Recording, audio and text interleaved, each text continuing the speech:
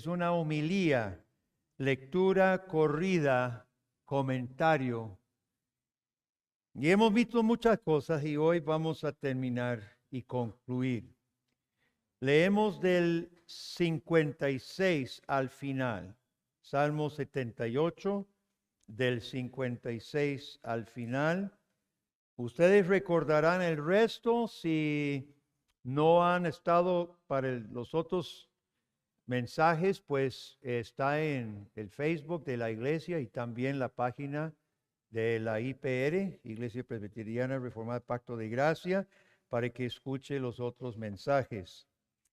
Leemos empezando en el versículo 56, pero ellos tentaron y enojaron al Dios Altísimo. ¿Cuántas veces decía eso en este salmo, verdad?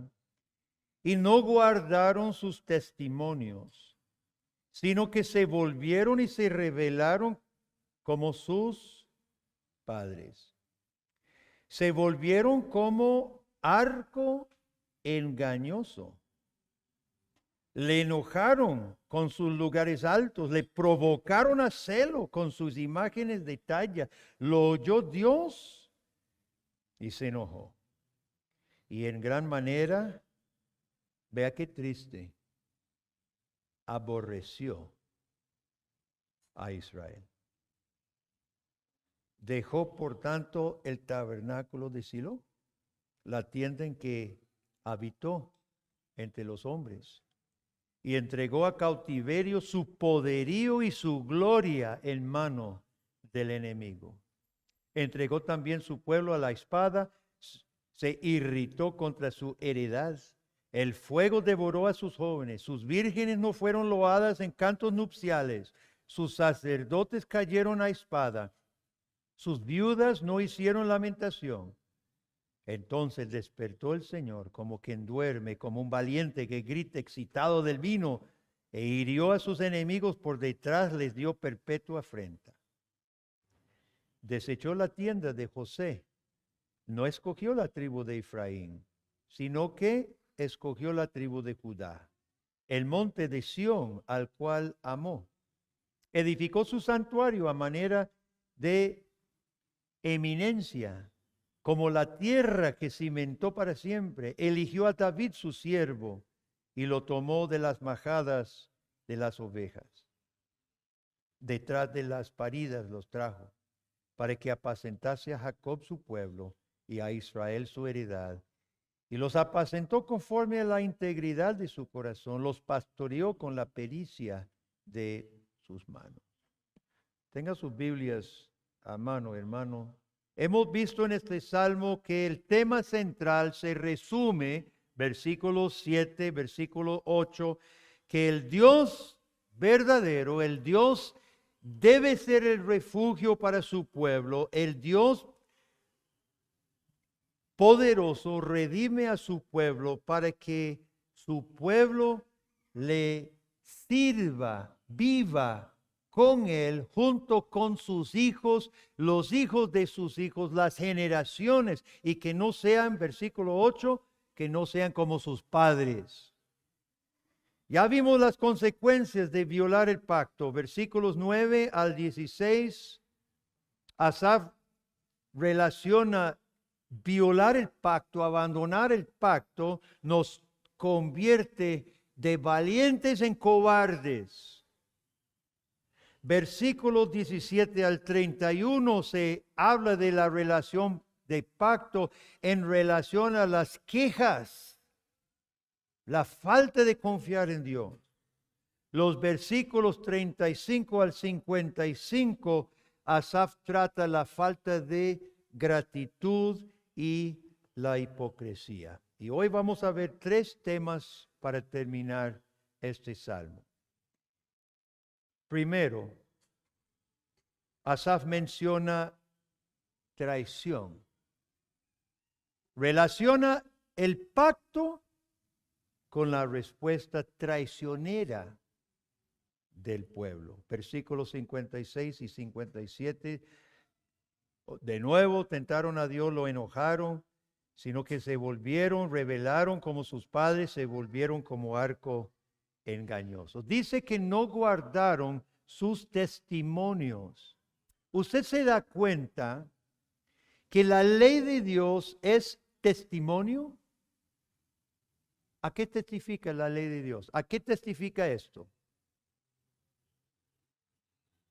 Se llama testimonio del amor, la gracia y la salvación de Dios. ¿Cuándo Dios dio su ley? No antes de librarlos de Egipto, después. Ya los habías librado. La ley no era para que se salvaran cumpliendo toda la ley. La ley es dada como testigo, testimonio del Dios bueno, sabio, bondadoso. Y nosotros respondemos a la salvación de Dios en fe y obediencia conforme a los testimonios de Dios. Y esos testimonios testifican que nuestro Dios es un Dios sabio. Cuando dio una ley, ¿usted duda de que esa ley sea sabia? No debería, porque es testimonio, esa ley es testimonio de un Dios sabio. Cuando Dios nos da una orden, un mandato, un mandamiento, ¿usted duda de que sea justa? No debería, porque nuestro Dios de justicia solo da testimonios justos. Cuando Dios da un mandamiento, ¿usted duda de que sea bueno para su vida? No lo dude, porque todos los mandamientos dan testimonio de un Dios misericordioso que desea lo mejor para su pueblo. Muchos cristianos no comprenden eso. Y muchos piensan que pueden decir, no, yo sí, yo creo en Dios, yo amo a Dios, pero, y ponen peros. Sus mandamientos, no tanto interés, como si pudiéramos creer en un Dios Salvador sin creer en un Dios Rey, legislador, sabio y santo. No es posible, hermano, tener a Dios de Salvador sin tenerlo como Rey, legislador, sabio y bueno y misericordioso. Dice que se volvieron como arco engañoso.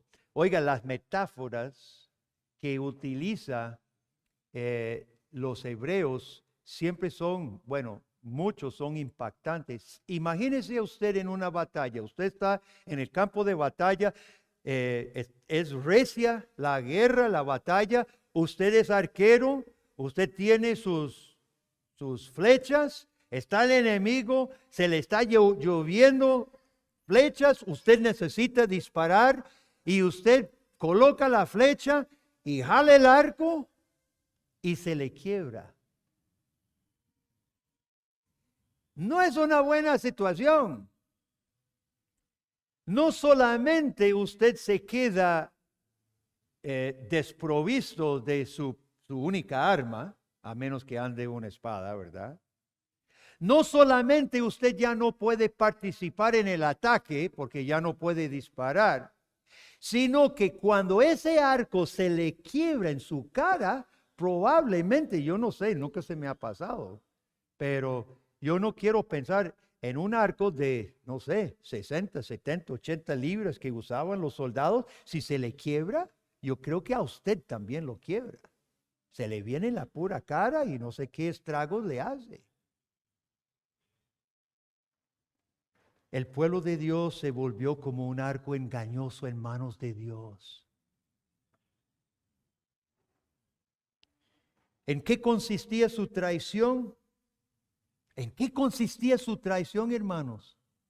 En esto: el Dios bueno escuchó su clamor cuando estaban en Egipto, cuando estaban bajo el zapato del faraón y clamaron a Dios, y Dios los libró. Y no solamente los sacó de Egipto, los libró de faraón, los llevó al desierto, los organizó como una gran nación, les dio leyes organizando su pueblo lindísimo. Y después los llevó a la tierra de Palestina y ayudó a derrotar a todas las naciones, y ellos pudieron habitar ciudades que no edificaron. viñedas que no plantaron, olivares que no sembraron. Y una vez instalados y habiendo recibido de Dios, adoran dioses falsos. Es lo que dice aquí. Provocaron a celo con sus imágenes de talla. Versículo 58.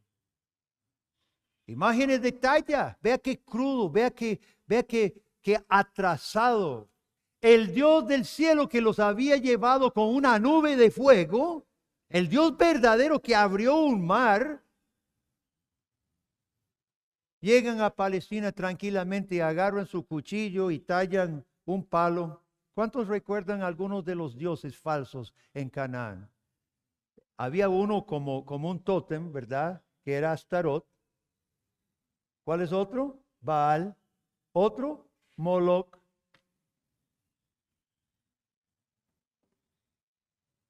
Su traición consiste en haber sido salvado por el Dios verdadero, a cambiarlo por un palo. Y así se ve nuestras traiciones, hermano. Tan vulgares. Punto número 2, las consecuencias, 58 en adelante, dice 59, lo oyó Dios. ¿Qué oyó Dios? ¿Qué fue lo que oyó Dios? Dios oyó cultos a otros dioses falsos, hermanos. ¿Qué sale de sus labios cuando usted se acerca a Dios a adorarle o a pedirle? Usted se acerca y dice, Dios mío, Padre nuestro, que estás en los cielos, te amamos, le suplico, pero se lo estaba diciendo a Baal. Diosito, Baalito, papito, te amo. Lo oye Dios. Astarot, diosa del cielo, te amo. Qué cosa más fatal. Lo oyó Dios. Chicos, Dios no tiene que oír como que tiene que bajar del cielo y vinear, ¿verdad? Dios no tiene que hacer esto. ¿Qué es el punto cuando lo dice así, que Dios oyó? Significa que Dios juzga según la verdad de los hechos. Oyó lo que sí estaba sucediendo. No está inventando. No fue que uno dijo, que otro dijo, que otro dijo, que él oyó. No, no fue así. Dios oyó directamente lo que estaban haciendo con su falsa religión. Y Asaf no entra en detalles de cuál religión, de cuál Dios o diosa adoraban. ¿Sabe por qué? Todos los que han llevado el curso de membresía en esta iglesia sabe por qué. ¿Cuántas religiones hay? Solo dos. No importa cómo se llamen los demás, solo hay dos. La verdadera revelada en la palabra de Dios y todo lo demás que es una sola, falsa. Y Dios oye su falsa religión inventada por los hombres. Y su cultura se convirtió en su falsa religión, porque nuestra religión es nuestra cultura y nuestra cultura es nuestra religión. Y hermanos, hoy muchos cristianos están muy descuidados en este punto. Y es donde muchos autores muy buenos denuncian esa división de vida. El domingo todos santitos, cantando, alabando al Señor. Y salimos por la puerta el lunes a sábado viviendo como cualquier mundano. Nuestras palabras, nuestros negocios, nuestra política, nuestro hogar, nuestras diversiones, todo como los mundanos. Nada nos distingue. Y eso fue lo que pasó con los israelitas cuando ingresaron a Palestina. Se volvieron como los cananitas mismos que Dios había castigado. Nuestra religión se torna nuestra cultura y nuestra cultura refleja nuestra religión. Y no caigamos nosotros nunca, hermanos, en estas cosas tan terribles, porque dice 51, se enojó en gran manera. ¿Y qué fue vea qué triste, hermano? ¿Qué dice la segunda parte de 59? ¿Qué pasó con Dios? ¿Qué hizo? Los aborreció. Llore. Ese versículo es digno de hacer luto.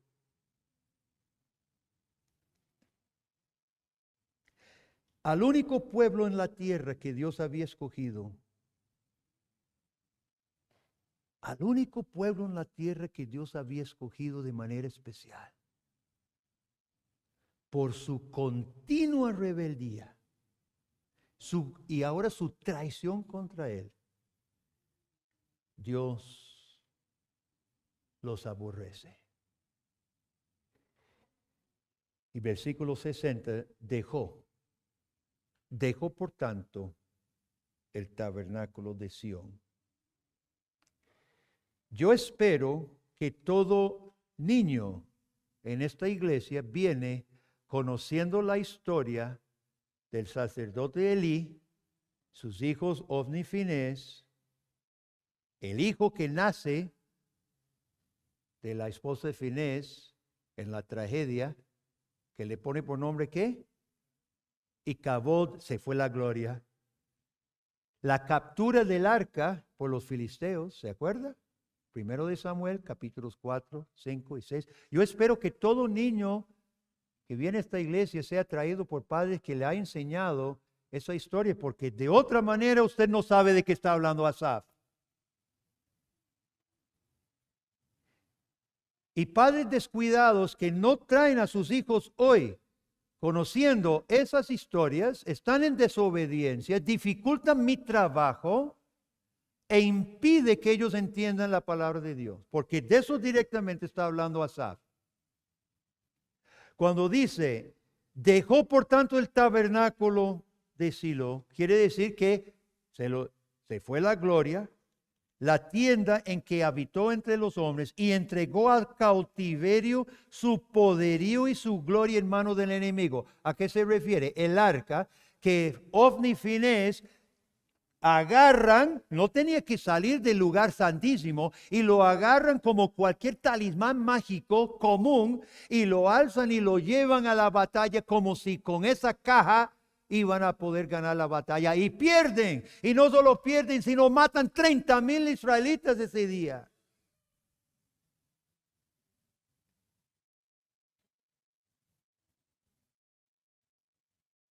Al llamar el arca el poderío y gloria de Dios, de Israel, Asaf destaca exactamente lo que Israel estaba despreciando. Estaban despreciando la gloria de Dios, el poderío de Dios y su gloria y su poderío que quedaba en Dios.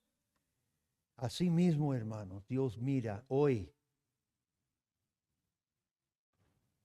Ojalá no el uso mágico de las cosas santas. Yo creo que ese no es tanto nuestra tentación, pero apatía sí. Pereza sí, desobediencia es traición al que debe ser su gloria, al que debe ser su poderío. Yo puse una tarea a ver quién pega. En el libro de Jueces, ¿cuántas naciones usó Dios para castigar a su pueblo? A ver quién. ¿Cuánto? 7. 10. ¿Alguien más? 12. 10, 12 están más cerca, yo conté 11.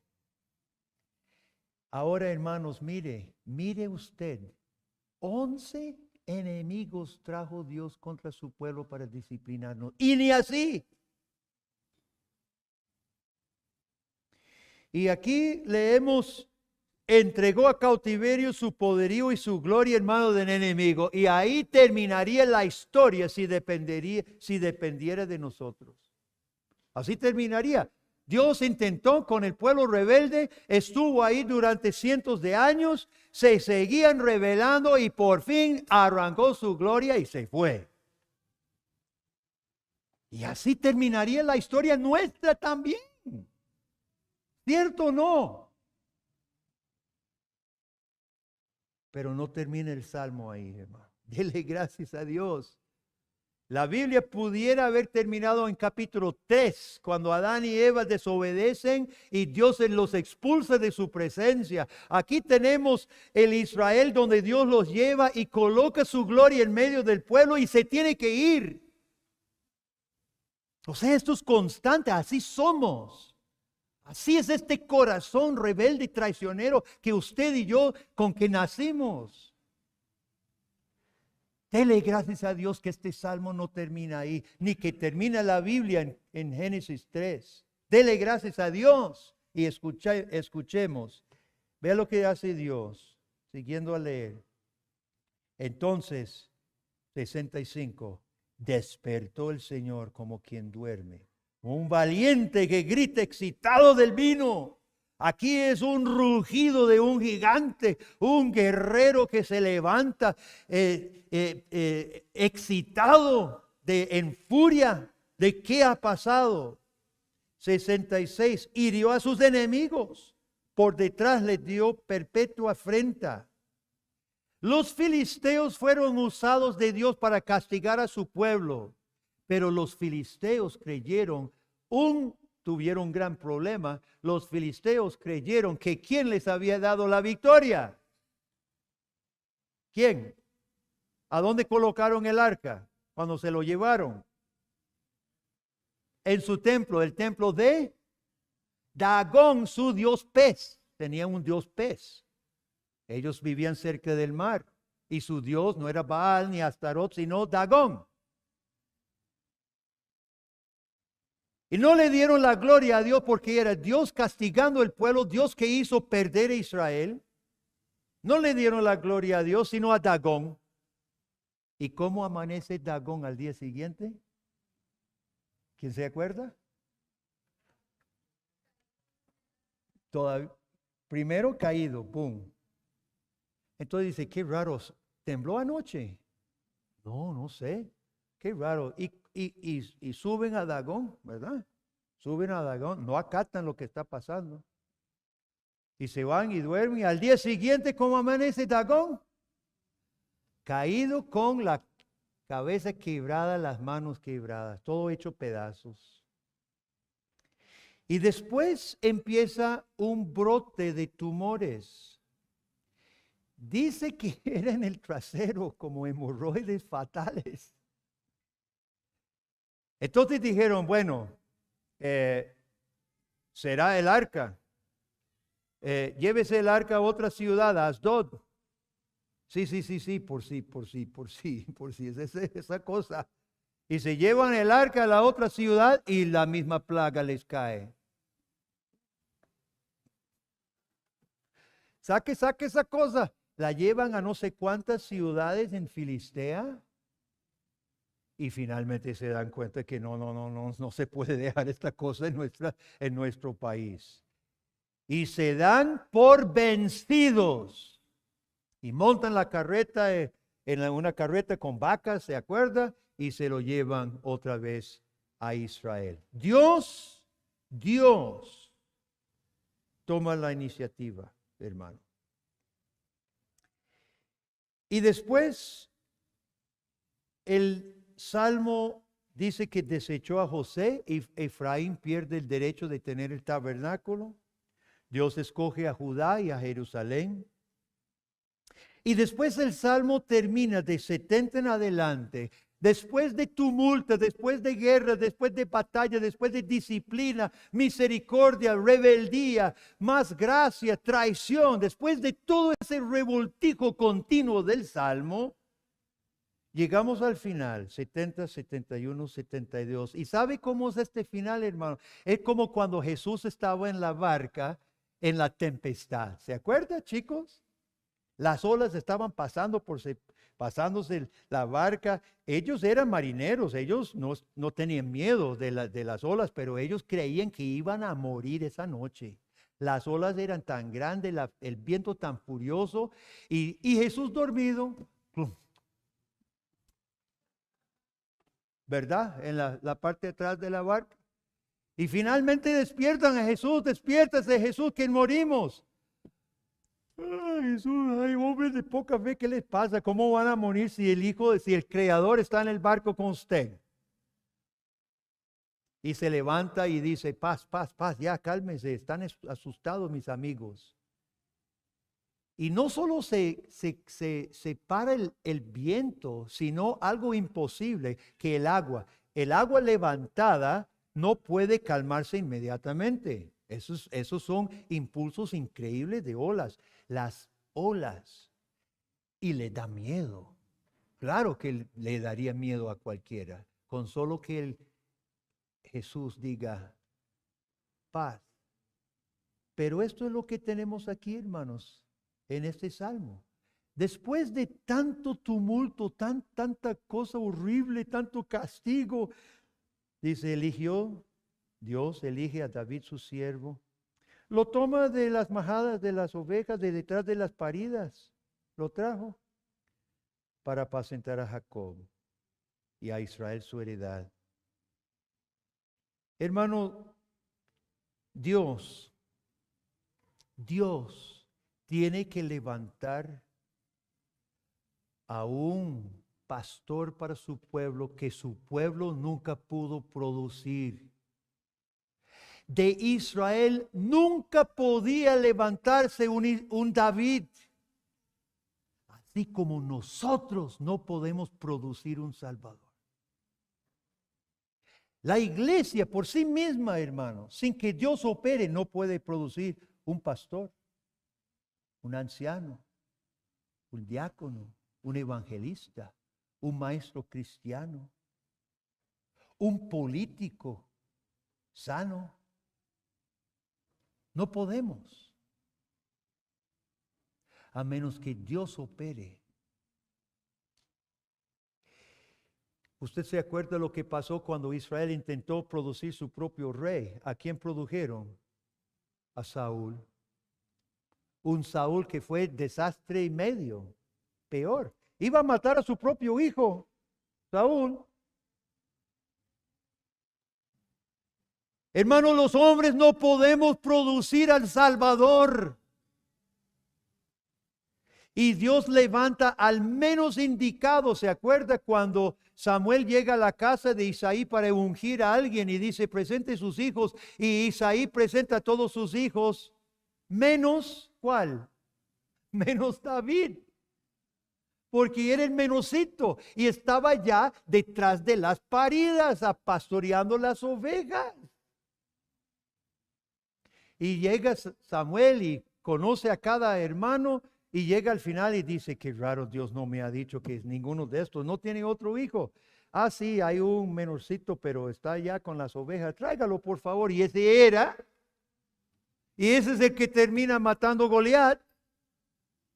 Y es el que termina siendo el rey que Dios coloca para pastorear a su pueblo. Y fue David que tuvo que poner, el único que pudo poner orden en Israel. Fue David que trajo el arca a Jerusalén. Fue David que dejó listo todo para el templo, para que Salomón lo hiciera. Y David fue el modelo para todos los demás reyes después, porque todos de aquí en adelante fueron medidos con esta frase: ¿caminaban en los caminos de David su padre o no? David es el modelo. Fue David que recibió la promesa de que su hijo tendrá el trono para siempre. Fue David que recibió la promesa que su reino no tendría fin. Fue David que fue tipo de Cristo. Jesús que dijo, yo soy el buen pastor. Ese fue David, pastor de ovejas para pastorear a su pueblo. Y Jesucristo es el verdadero Hijo de Jesús. Por esto, este salmo puede terminar con paz, hermano, por el Cristo, reflejado en David y cumplido en nuestros tiempos, el único remedio para nosotros. El único remedio para nosotros. Concluyendo, yo creo que este salmo nos llama a tres cosas. Primero, es necesario que meditemos personalmente en nuestro propio pecado porque este salmo lo presenta el pecado como Dios ve. Recuerde las cinco o seis cosas que hemos visto, hermanos.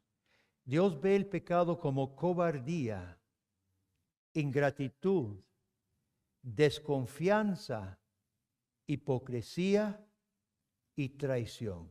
Mire cómo Dios entiende que es nuestro pecado, y este salmo nos enseña que nuestro pecado es cobardía, ingratitud, desconfianza, hipocresía o traición. Es lo que hablamos al principio del servicio, vivir conforme al mundo. Necesitamos tomar un momento ahorita para arrepentirnos de verdad. Segundo, este salmo nos llama a inclinar nuestro corazón ante el Dios misericordioso, que a pesar de que sacó su gloria de en medio de su pueblo, volvió. Dios volvió. Y puso a un pastor, a David. Pero después Dios vino en persona. En la persona de Jesucristo. Dios mismo se acercó a su pueblo, hermano. Cristo, que es el final y el verdadero buen pastor, dio su vida y su sangre para cubrir nuestras traiciones. Resucitó y vive para imputar su perfecta justicia a nuestra cuenta. Ascendió y derramó su Santo Espíritu para alejar de nosotros todos estos pecados, la cobardía, la ingratitud, la desconfianza, la hipocresía y la traición. De modo que limpiándonos, hermanos, nuestra santificación glorifica a Dios y avanza su reino. Entonces, número 3, ¿cómo vamos a responder a este salmo? Ya hemos durado varios domingos. ¿Cómo vamos a responder, hermano? ¿Con un mero sentimentalismo nada más? Llegamos y escuchamos estas cosas, leemos de Israel y decimos, uy, qué tremendo, sí, y nos vamos y seguimos iguales. No, hermano. Todo esto es demasiado serio como para que nos vayamos de aquí con alguna idea vaga del Evangelio. Esta palabra demanda respuesta. Ahorita demanda respuesta suya y mía. O rechazamos esta palabra o la aceptamos con fe. Salimos de esa puerta y esta puerta, o cumplidores de pacto o violadores de pacto. En esta iglesia ustedes saben que hablamos mucho de tomar un voto. De hecho, pasamos adelante y decimos ante Dios y ante los hombres, yo creo en Dios, confieso inclusive firmamos un pacto de membresía. Yo quiero leer versículos, algunos pocos versículos en los Salmos que hablan de estos votos, hermano, porque la esencia de ser un cristiano es decir, sí prometo, o no decirlo, o decirlo y no cumplirlo. Salmo 50, 14 dice, sacrifica a Dios alabanza y paga tus votos al Altísimo. Salmo 65, 1 dice, tuya es la alabanza en Sión, oh Dios, a ti se pagarán los votos. Salmo 66, 13 y 14 dice, entraré en tu casa con holocausto, te pagaré mis votos que pronunciaron mis labios y habló mi boca cuando estaba angustiado. Cumpla sus promesas. Cumpla sus promesas al Señor de honrarle, seguirle, obedecerle, congregarse, enseñar a sus hijos. Salmo 116, tomaré la copa de la salvación e invocaré el nombre de Jehová. Ahora pagaré mis votos a Jehová delante de todo su pueblo. Es cosa pública, hermano. su fe es asunto público. Para eso estamos aquí, en público, ante el Dios del pacto. Te ofreceré sacrificio de alabanza, invocaré el nombre de Jehová. A Jehová pagaré ahora mis votos delante de todo el pueblo. No existe salvación, no existe cristianismo sin ser una relación pactual, sin ser una relación de compromiso. Dios es el que se entregó primero. Dios es el que ha cumplido. Dios es el que redime a los suyos cuerpo y alma para que nosotros respondamos en plena fe, amor y obediencia, avanzando su reino y no el reino de las tinieblas, que son las únicas dos opciones. Avanzando su reino y no nuestras propias metas egoístas. Entonces, querido amigo cristiano, tomemos votos ahora mismo ante el Dios que ve y oye. Ante el Dios que ve y oye. En su vida personal, ¿cuáles son las perezas, las excusas, los pretextos y los malos hábitos que hoy necesita decirle a Dios, Padre, prometo no volver a hacer con tu ayuda? En nuestros matrimonios, esposos y esposas, nosotros sabemos lo suficiente bien que nos corresponde para reflejar a Cristo y su iglesia. Puede haber finezas que todavía se nos escapan, pero por el marco general todo lo tenemos claro. ¿Qué es la promesa que necesitamos decir? Ante Dios primero, después nuestro cónyuge. Prometo cambiar. Prometo amarte, prometo respetarte. ¿Cuáles padres han estado fallando en la educación de sus hijos en diversos sentidos? La enseñanza de la palabra de Dios, las disciplinas de proverbios, etcétera. Y necesitan decir hoy mismo, Dios, prometo cambiar, prometo corregir. Hijos, la palabra de Dios dice, obedeced en el Señor a vuestros padres. ¿Qué chico necesita decirle a Dios en este momento en su corazón, Dios, prometo obedecer a mi mamá y mi papá? Iglesia, y podríamos continuar, hermanos. Usted entiende. Iglesia del Señor, entre muchas cosas que Dios pide de nosotros, voy a mencionar uno que estamos trabajando en esto bien. Dice el apóstol Pedro, cada uno según el don que ha recibido sirva. ¿Qué decimos, hermanos? Prometo, Señor, prometo. Cada mes nosotros celebramos la cena del Señor. El domingo pasado tuvimos Santa Cena, en que celebramos la prueba suprema del amor y fidelidad de Dios. La prueba suprema de Dios con nosotros, ya anticipadamente. Entonces, hermanos, no seamos violadores de pacto.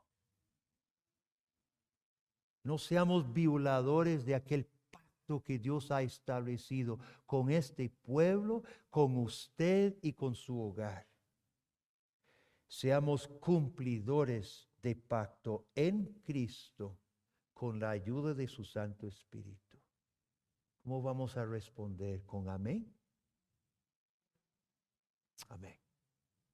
Oremos. Dios, hemos leído la triste historia de Israel, pero vemos reflejado mucho en nosotros mismos, Dios.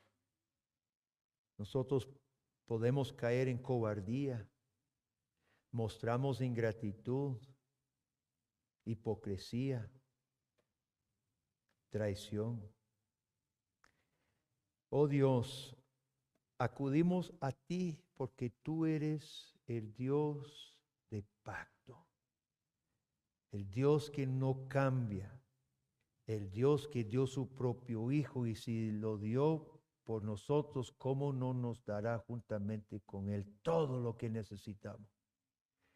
De manera que ninguna cosa creada nos puede separar de tu amor en Cristo Jesús. Así que, Padre, hoy con corazones contritos y humildes pedimos perdón, porque nosotros nos vemos a nosotros mismos reflejados en Israel.